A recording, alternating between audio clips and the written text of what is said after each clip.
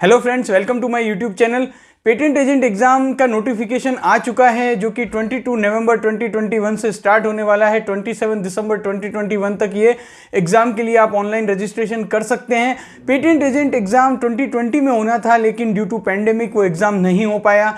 मैंने इसके ऊपर रिसेंटली एक वीडियो बनाया था कि पेटेंट एजेंट एग्जाम का नोटिफिकेशन आ चुका है और साथ ही साथ एमएससी केमिस्ट्री स्टूडेंट के लिए इस एग्जाम का क्या इंपॉर्टेंस होता है। आप में से कई सारे सब्सक्राइबर्स के उस वीडियो पर कमेंट आए कि सर पेटेंट एजेंट आखिर होते क्या हैं और एमएससी केमिस्ट्री स्टूडेंट के लिए पेटेंट एजेंट एग्जाम को क्वालिफाई करने के बाद क्या स्कोप रहेगा, क्या जॉब रोल्स रहेंगे, उसके बारे में आप थोड़ा सा एक डिटेल वीडियो बनाए। ये बहुत सारे सब्सक्राइबर्स चाहते थे, तो इसीलिए इस वीडियो में डिटेल में बात करेंगे पेटेंट एजेंट एग्जाम और एमएससी केमिस्ट्री स्टूडेंट के लिए उस एग्जाम को क्वालिफाई करने के बाद क्या अपॉर्चुनिटी रहेगी।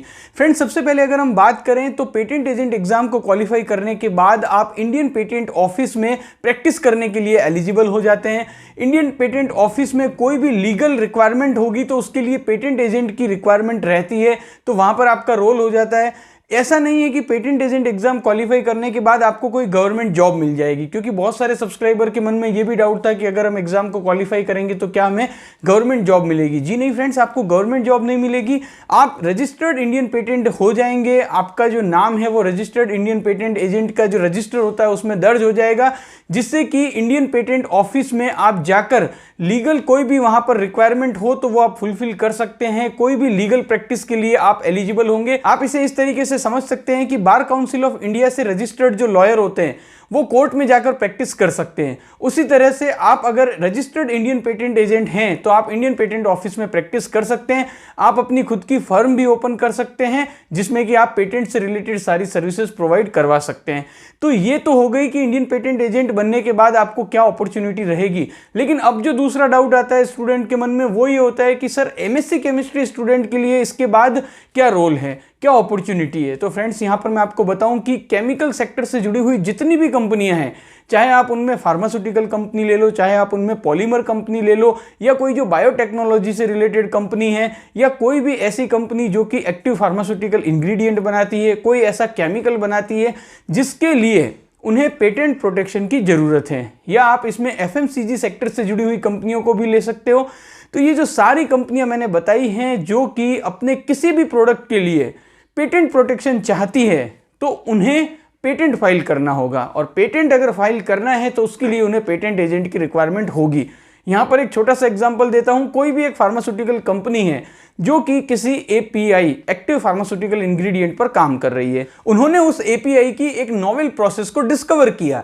अब उस नोवेल प्रोसेस को डिस्कवर करने के बाद उसे मार्केट में कमर्शियलाइज करने से पहले उन्हें उस नोवेल प्रोसेस को पेटेंट प्रोटेक्टेड करवाना होगा, जिससे कि कोई भी थर्ड पार्टी उनकी प्रोसेस को यूज ना कर सके। और अगर कोई ऐसा करता है तो उन पर इंफ्रिंजमेंट का केस लगेगा। तो कोई भी थर्ड पार्टी उस नोवेल प्रोसेस को इन्फ्रिंज नहीं करेगी, क्योंकि उन्हें पता है कि ये जो प्रोसेस है वो पेटेंट प्रोटेक्टेड है। तो पेटेंट प्रोटेक्शन का बेनिफिट आपको समझ में आ चुका होगा, और ये एग्जांपल मैंने इसीलिए दिया जिससे कि आपको एक क्लियर आइडिया हो सके कि पेटेंट की रिक्वायरमेंट क्यों होती है। आपका कोई भी नोवेल इन्वेंशन हो, उसे थर्ड पार्टी इन्फ्रिंजमेंट से बचाने के लिए आपको पेटेंट प्रोटेक्शन की जरूरत होती है। और मोस्ट ऑफ द कंट्रीज में जो पेटेंट प्रोटेक्शन मिलता है आपको वो होता है 20 ईयर्स के लिए।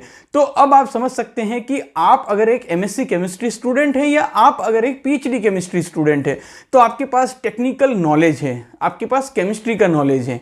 अब अगर आपने पेटेंट एजेंट का एग्जाम भी क्वालिफाई कर लिया तो आपके पास टेक्निकल नॉलेज भी है, आपके पास लीगल नॉलेज भी है, आपके पास पेटेंट से रिलेटेड नॉलेज भी है। पेटेंट से रिलेटेड जो पूरा इंडिया में जो कवर करता है सारे रूल्स, वो हैं इंडियन पेटेंट एक्ट 1970।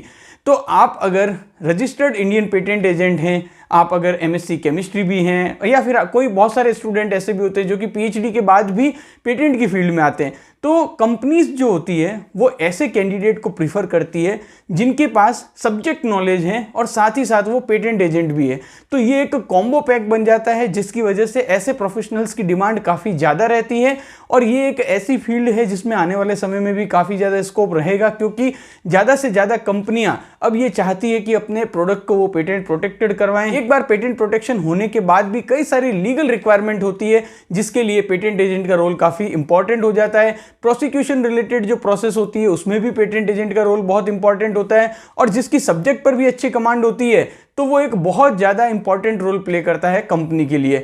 और कंपनीज के अलावा कई सारी लॉ फर्म्स हैं इंडिया में जो कि ऐसे प्रोफेशनल्स को रिक्रूट करती है जिनके पास सब्जेक्ट स्पेसिफिक नॉलेज है। फॉर एग्जांपल आपके पास केमिस्ट्री का नॉलेज है और साथ ही साथ आप पेटेंट एजेंट भी है।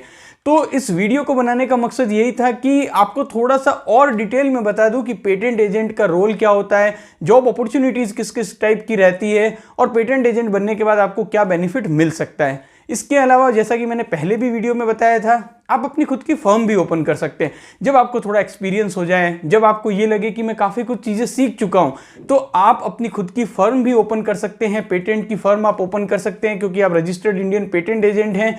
तो ये भी एक बेनिफिट रहता है। कई सारे जो आप देखेंगे लॉ फर्म्स हैं, उनके जो ओनर हैं वो पहले कहीं ना कहीं पर उन्होंने वर्क किया, काफ़ी कुछ चीज़ें सीख ली और उसके बाद उन्होंने अपनी खुद की फर्म ओपन कर ली।